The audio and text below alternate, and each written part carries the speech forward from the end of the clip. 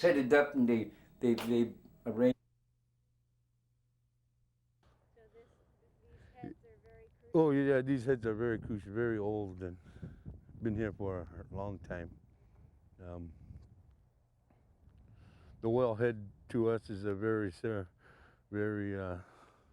ceremonial thing, because when we catch the whale, the heads that we put back in the water is very sacred to us.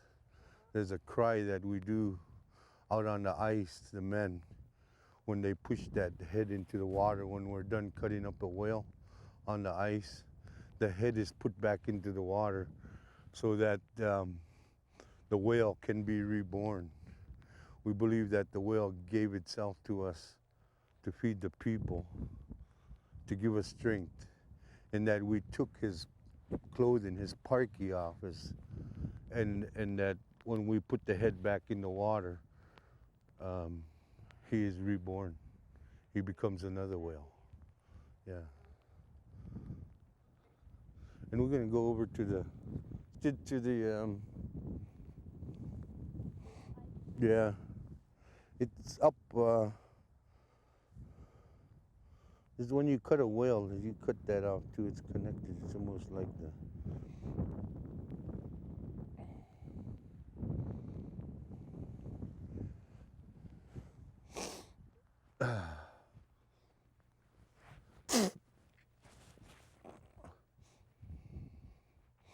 Yeah, the whale has always been a sacred animal to us. It's always, it's always been the center of our lives. It's, well, for as long as I can remember. This was the entrance in the wintertime. Mm-hmm. Can you say that again about Yeah. the cold storage? Yeah. Go ahead. Is my mic on? Okay. Yeah. To the right side of it was the cold storage area. This is the Oomittuk part, and they stored a lot of their whale and fish and seal right along the edge on this side. Because when I was growing up, I used to have to walk on this side of the house, of this left side, to go all the way to the door. It was pitch black in here. There was no light here. And the ground was a lot lower. This hole right here is the entrance in the wintertime. Yeah, this hole there. Entrance in the wintertime. And these are all whale jaw bones. 2 bones is 1 whale. The main, oh, you're talking probably 30 whales in here. The main entrance is, the main quarters of the house is way back there. That was the living quarters. 2 elderly ladies lived in here. The husband had passed on. I don't know if he got lost out on the ice. My great uncle, my father's uncle. But they lived here. And my grandmother always told me to make sure that she was a widow, and her kids were all out of school, downstate somewhere. And I would always have to come here and make sure she had water and wood as a young boy. Came to this house many times. Just amazing. I'm just overwhelmed by it. Oh yeah, this is a very old house. This is, you're talking a lot of history here, a lot of whales, a lot of culture, a lot of, feeling for the animals. It's like being inside the whale. Oh yeah, yeah. And the shoulder blades keep the gravel from coming in. This entrance used to be a lot further out. It used to be way out here when I was growing up. The entrance used to be way over here. So it was a pretty long hallway to get to the place in the pitch black, But I have a lot of memories in this area. My grandmother's house was over here, not too far. My parents were born and raised in these sod houses. I was born in a wooden sod house that they were moving out of the whalebone sod house in 1962, May. But I have a lot of memories there. Every time I come down here, I just think of the old days, and everything used to look so far away from each other, and when I look at it, everything is so close. You know, I never realized how I must have been young and small at the time, but I have a lot of fond memories in this area. A lot of good hunting spots for birds and mouses and lemmings, squirrels. And you could see in the background the Oomittuk's feast ground. And here comes that owl right there. Yeah, it's coming right through us. You're going to see it right there in the picture. Turned around. But it's coming straight this way. But there's, you know, well, like I was saying, you know, this is only 3%. And this is this was the last house that was, she had one light bulb in the center of her house, in the main quarters. She had electricity in there.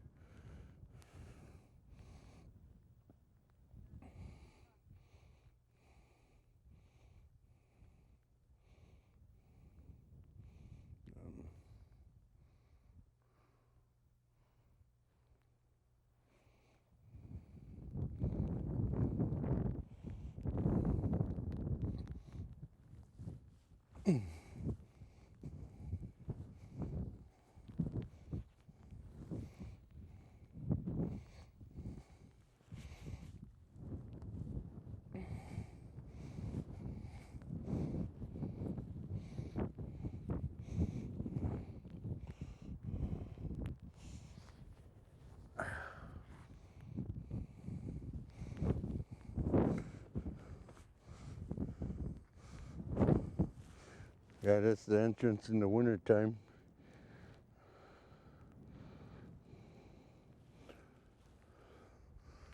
Hmm.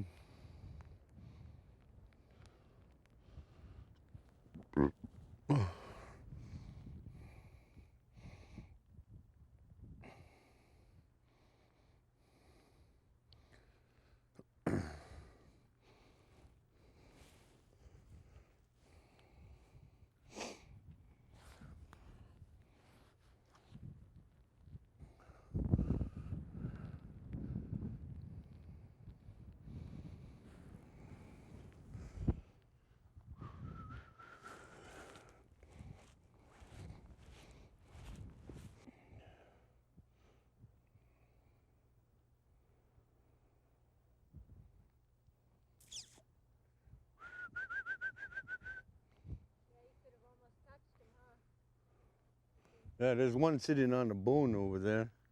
I don't know if you could see that.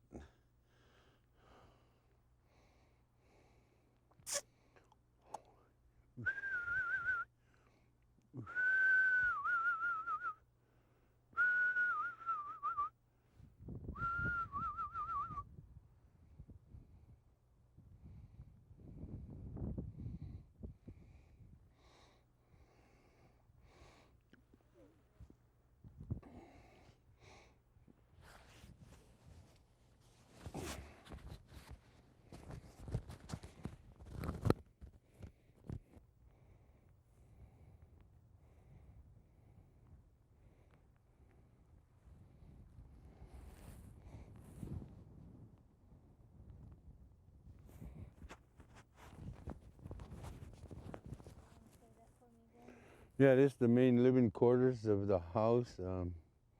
There was two elderly ladies that lived in here. The husband had, I think, got lost out on the ice, never made it back home. And it used to be real hot. I couldn't stay in there very long. I'd come in the door and I could just feel the heat as soon as I stepped in, and I couldn't stay very long. Keep a fire going on? Oh, geez, it was so hot in there. I just couldn't stay there. I was a young Boy, then.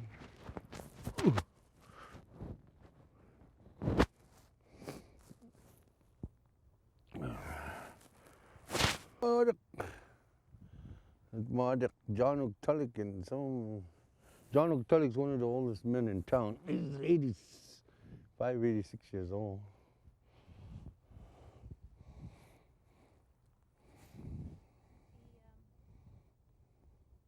He lived next door to Martin? Yeah. Yes. Right. Still drives his four-wheeler. He's a Oomittuk. Very knowledgeable of the history of Point Hope. Born in these whalebone side houses too.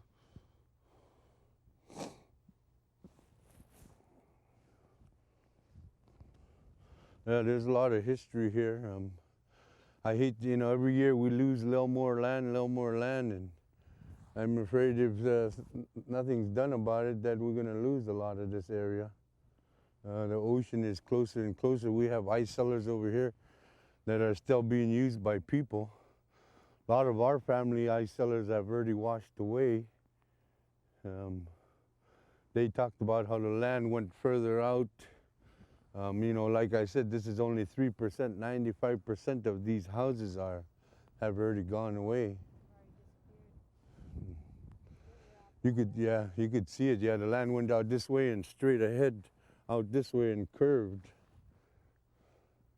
You could. This is the very point of the land? Yeah. But the land used to go way out that way. So it's being washed away kind Yeah. of this way. Yeah.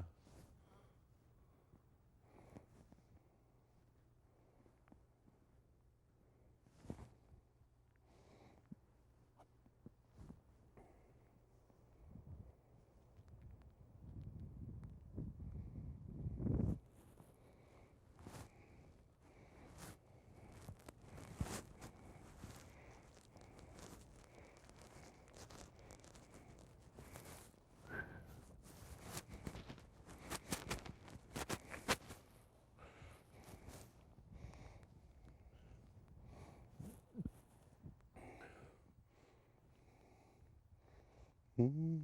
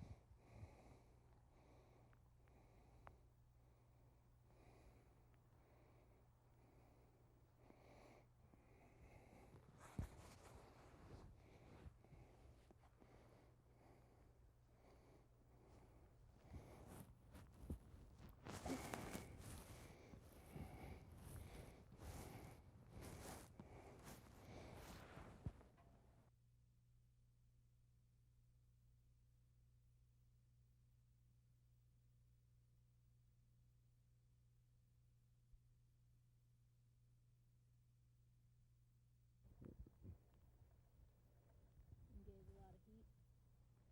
So they didn't even have wood stoves? No, most of them didn't even have wood stoves in them. You could heat them with a candle.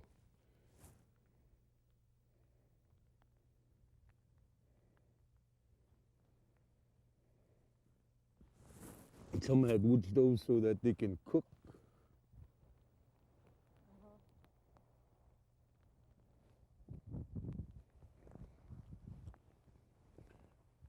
Yeah, a lot of these houses, they lived them right up.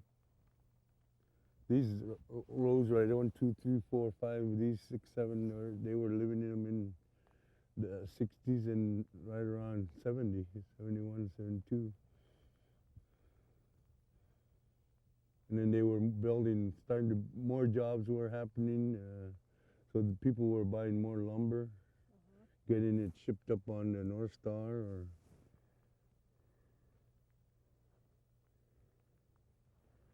And Point Hope was going, the borough was formed in 72, and it brought in a lot of money, a lot of jobs, and a lot of changes into Point Hope.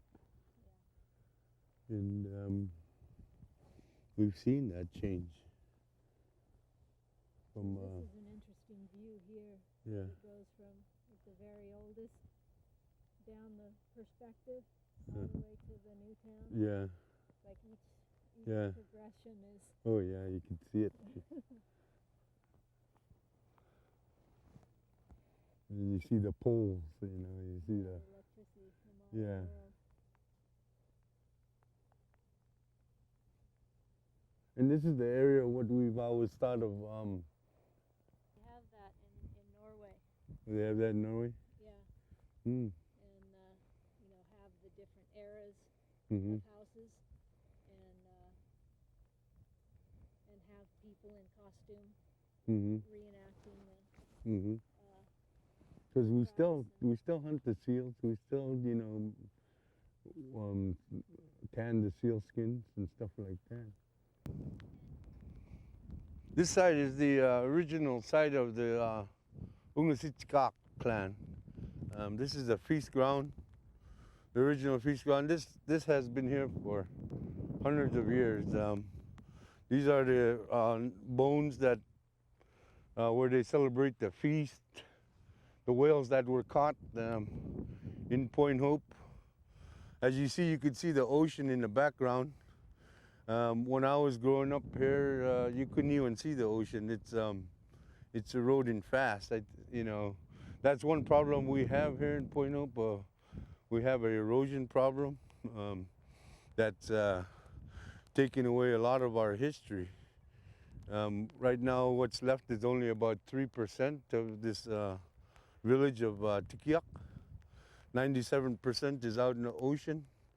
For many years, we have tried to get the senators and governors to help support Point Hope in fighting this erosion problem that we have. And for many years, we tried to stop it, and we still see open areas, and we still see our land being taken away by the ocean. We haven't gotten any funding. In the years past, they always said that there was, in order to have money to stop an erosion, you had to have something valuable. Well, back in the old days, it was sod houses. This to me is priceless. Having these old ceremonial whaling grounds, we've been here for thousands of years. This is a priceless area that is we're the oldest continuous inhabitants on North America, and we're seeing it washed away before our very eyes. People had lived right here in this spot and hunted the whale for 2,500 years, and it's a shame to see it going away. It's especially when you're born and raised there, to watch it erode slowly.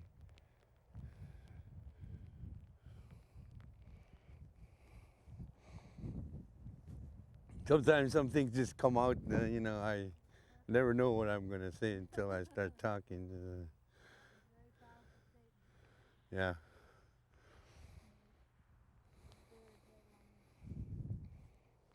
Tikiak has a lot of history and a lot of culture that's still intact, and I hate to see it be lost. I try to see any which way we can preserve it and keep it alive for another 1,000 years.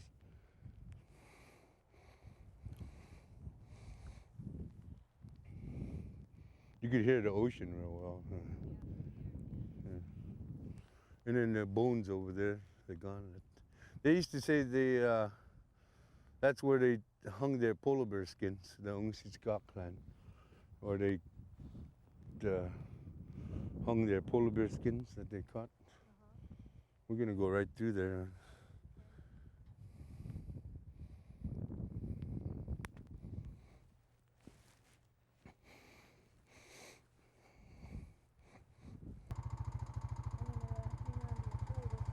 Okay.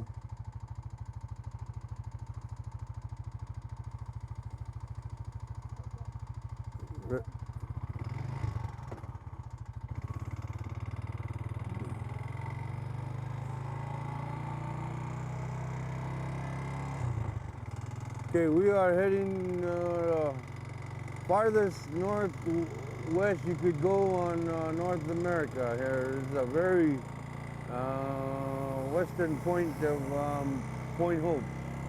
It's they say it's the farthest northwest in Alaska, and you know, it's also the farthest northwest in the North American continent. Barrow is 280 miles, air miles northeast of us, and it's the farthest north you could go on North America. And this is where the Arctic Ocean and the Bering Sea meet. Chukchi Sea. Yeah, the Chukchi Sea to the right of us. The spit changes on different storms. This used to be all land at one time, part of Point Hope Village that's eroded out into the ocean. The village that you saw of the Tikiak with the sod houses is only 3%. 97% has eroded out into the ocean.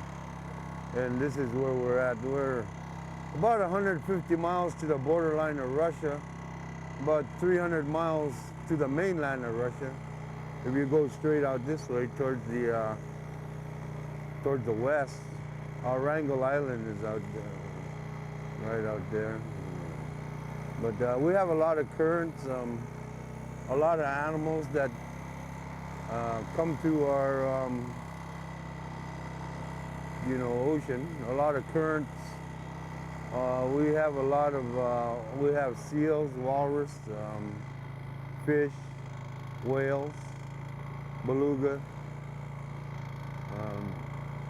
We've seen a lot of other animals that are normal to our area, whether that's from the climate changes or the current changes. We see a lot more different things on our beaches. We see a lot more debris, a lot more plastic, just in general a lot more trash, to be honest with you. On certain storms we do get a lot of stuff washed up on our ocean.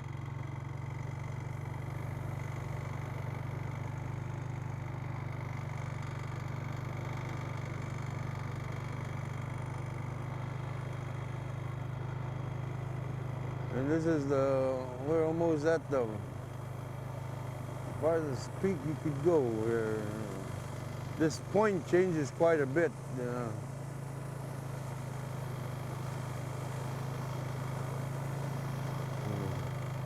Sometimes there's a lot of whales out here, a lot of seals, a lot of different animals that you see.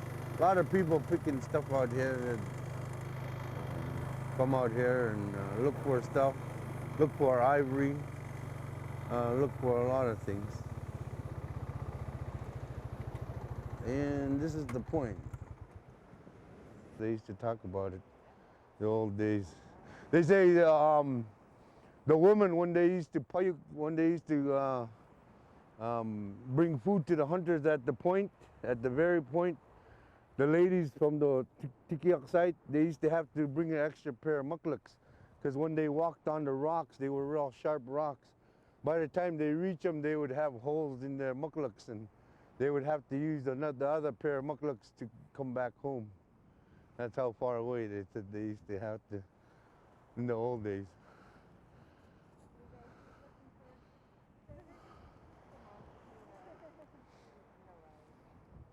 No walruses or whales?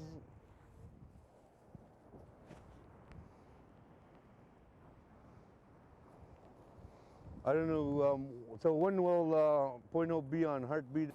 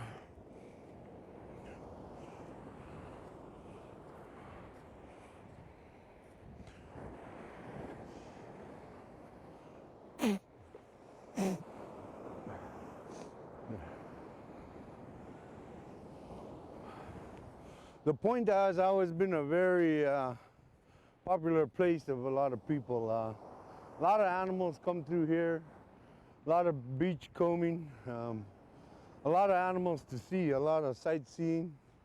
We got a lot of whales, a lot of walrus, gray whales, bowhead whales, seals. And then we get a lot of things wash up. But the point is always a place of, when we go hunting, we always come to the point. The polar bears are out here, everything. The animals always come, the ducks come through the point and turn around and go. I think this wave is gonna come up. Yeah, there you go. Yeah. But we call it Nuuk. Nuuk is the point. And it's a place where you see a lot of things. A lot of, lately a lot of more debris have been washing up, a lot more plastic along our south side. You see the birds migrating back south, the murres. We have 300,000 birds nest at Cape Thompson, and we have 600,000 birds nest at Cape Lisbon. So we have a lot of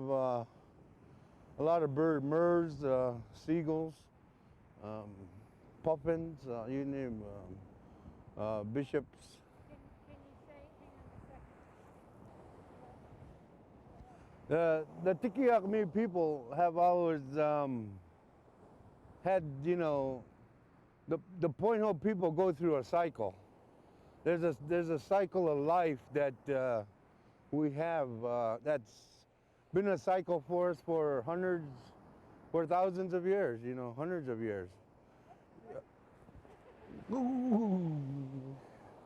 Yeah, you know, there's always something to do every month. There's always something to prepare for, whether it's hunting the ugruk skins and preparing the skins, hunting the ugruk for our skin boats, for our food supply, for our meat, preparing the ice cellars, catching the fish, picking berries. Every month there's always something that is hunted in order for us to prepare for the dark months, for the winter, for the cold nights, for the feasts that will happen, for the celebrations, for of the whale and all the animals, the gift of everything. During the dark months, we have a lot of games of endurance, of strength amongst ourselves, amongst the two clans.